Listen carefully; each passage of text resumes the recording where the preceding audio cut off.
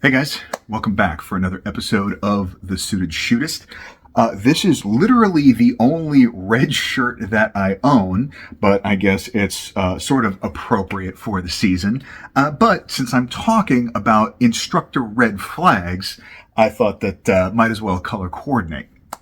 So the reason why I wanted to do this was I've talked in a couple of my videos about training, and in the few Facebook gun groups that I still participate in, it is not uncommon for questions to come up looking for suggestions of instructors in a given area. And so I wanted to touch on a few things that can help you sift through and find an instructor worth spending your money with. Because the barrier to entry to being a firearms instructor is basically non-existent. There's no official certifying body, not that there necessarily should be, and there's no set standard. So anybody can hang a shingle out and charge people money for instruction. The quality of that instruction, can kind of go all over the place. We've all seen some of the internet famous idiots that call themselves instructors. But the point of this video is to lay out a few red flags to look out for to help you be a more educated consumer, or if you have people coming to you asking for advice, equip them to be a more educated consumer. So let's jump into it. First and foremost, you want to look at the resume, the CV of whoever the instructor is. And what you're looking for are two things. Actually three. You're looking for specificity, relevancy, and recency. Those are the big three. Because a lot of times you will see these sort of nebulous claims of trained or trained with special operations or spent X number of years in military and or law enforcement without really touching on what they did, whether or not they were instructors during that period, and whether or not it's relevant to what they're teaching. So if you want a good example of kind of the template to look at, some of Carl Wren's cadre at KR Training, I'll link to the specific instructor bios below, and a couple others as well. But not only is the specificity important, but there's a lot of folks that did stuff carrying a gun professionally that doesn't necessarily apply to us regular earth people that are just, carrying a firearm as part of a defensive lifestyle. And that's a trap that a lot of people get caught up in, because whether it's methodology, whether it's tactics, whether it's mindset, some of that incongruity can cause some real serious problems. And so it's important to make sure that the instructor that you're paying is equipped to teach you a relevant skill set. And recency is the other big one, because quite frankly, if somebody, the last time they took a class as a student was 10 years ago, a good chunk of what they know is outdated. So it's critical that what they put out, any instructor should be able to answer very easily. Who are they, and why should someone care about what they have to say? And honestly, that should not be, as long as you're not a complete dick about it, that should not be a question that offends or puts them on the defensive. And if someone gets defensive based on something that simple, that's probably a clue that they're maybe not necessarily the best one to spend your money with.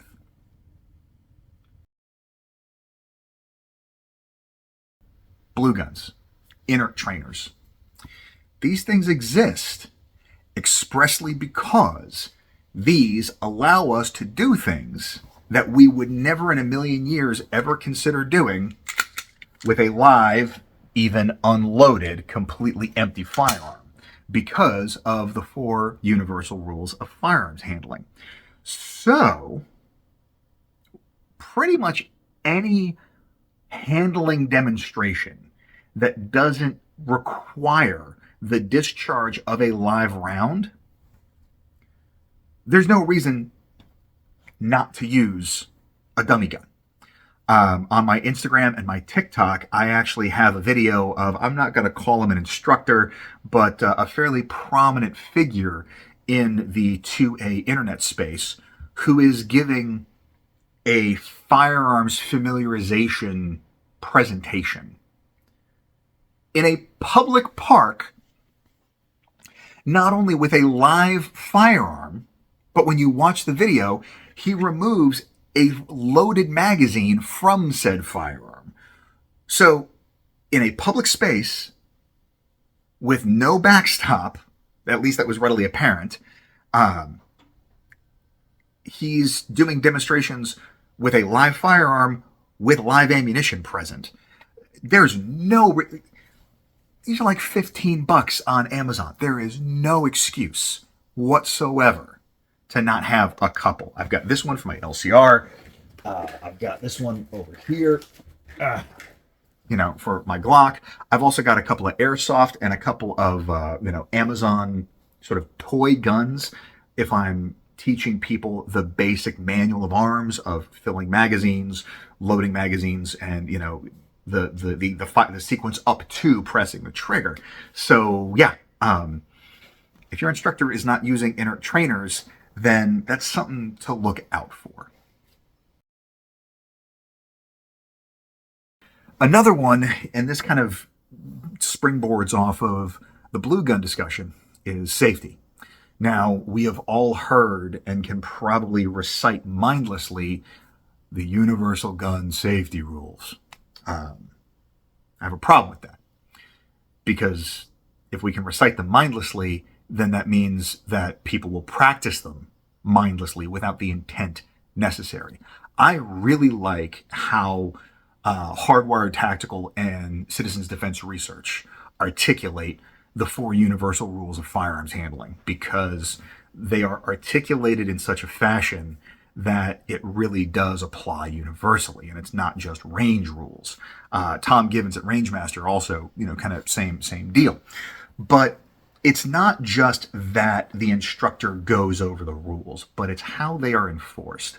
Because if, for example, you have a class and one of the rules is do not allow your muzzle to cover anything that you do not intend to shoot, or however they choose to frame that, and a student does that and it goes unaddressed, it's a problem. Now, I'm not necessarily saying that the student needs to be ejected after first violation, but if the rules are not enforced and they are not, and they're not respected, then what's the point? So I was actually at a class where I think it still holds the record for fastest student ejection, because in the first 20 minutes, we all go around, and the 3 rules of the class were very simple. It was no unauthorized gun handling behind the line, and it was do not muzzle the instructor, the other students, or yourself. 2. Those were the 2 that we had to verbally agree on before we started. Before we started the day. So at the time that those rules were agreed upon, one of the students had an empty holster on his belt. And then we walk up to the firing line, and miraculously he has a pistol in that holster. Literally within minutes of him agreeing to no unauthorized gun handling, without giving it a second thought, he had taken a gun out of his bag, stuck it in his holster, and walked to the firing line. And the instructor just looked and goes, yeah, man, sorry.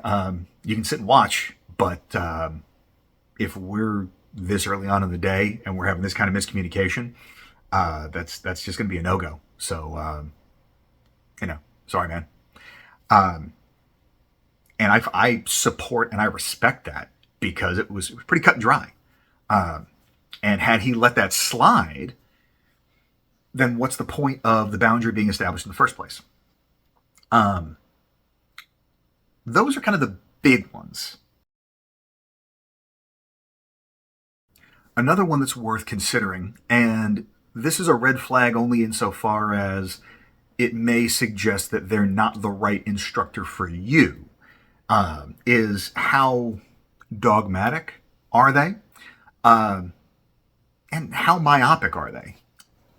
One of my critiques of sort of the gun space at large is it is understandably filled with professionals and highly enthusiastic hobbyists who either invest a considerable amount of time, money, and energy into this because it's how they pay their bills, or invest a considerable amount of time, money, and energy into this because it's their primary source of recreation, or because it is continuing education and they carry a gun for a living.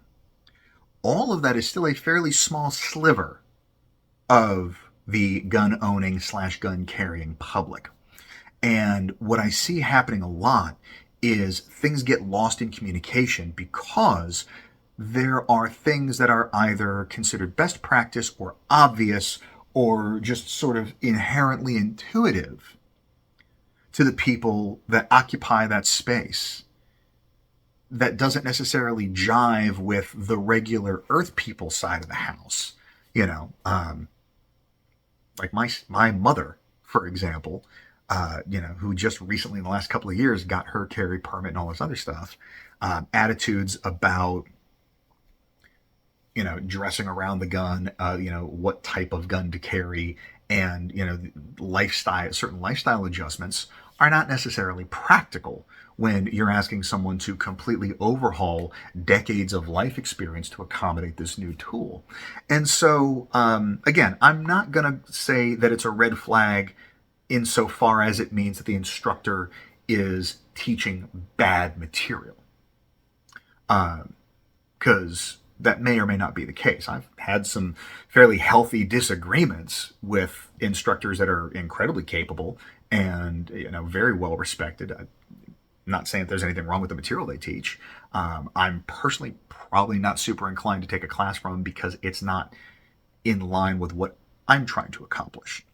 And that's the thing to keep in mind is that just because someone is a highly respected instructor or a highly qualified instructor or a highly renowned instructor doesn't necessarily mean that they're the right instructor for you. So that's something to bear in mind, that you want to make sure it ties back to why relevancy in the course descriptions and experience is so critical, is you want to make sure that you're pursuing relevant instruction. So I want to hear from y'all, what other red flags maybe did I not consider or did I not mention? And I think I'm probably going to do a green flags video coming up here soon because, I want to do both sides of the coin on this. So, put your thoughts down in the comments. Let me know what you think. And other than that, hope everybody has a fantastic week. Stay dangerous. Stay sharp.